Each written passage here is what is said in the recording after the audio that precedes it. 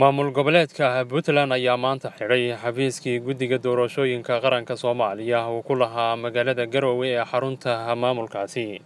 Qoraal ka soo baxay wasaaradda arrimaha gudaha ee Puntland ayaa lagu amray in maamulka gobolka Nugaal ee magaalada Garowe ay ka tirsan tahay uu xidho xafiiskaasi laga bilaabo maanta oo ay taariikhdu tahay February 6, 2020.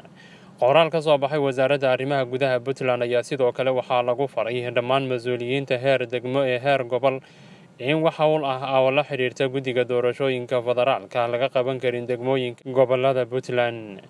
Puntland ma aysan shaacinin wax sabab ah oo ay u qaaday go'aankani ku xirtay xafiiska, hase yeeshee tallaabadani ayaa ka sii daraysa xiriirka markii horeba xumaa ee labada dhinac.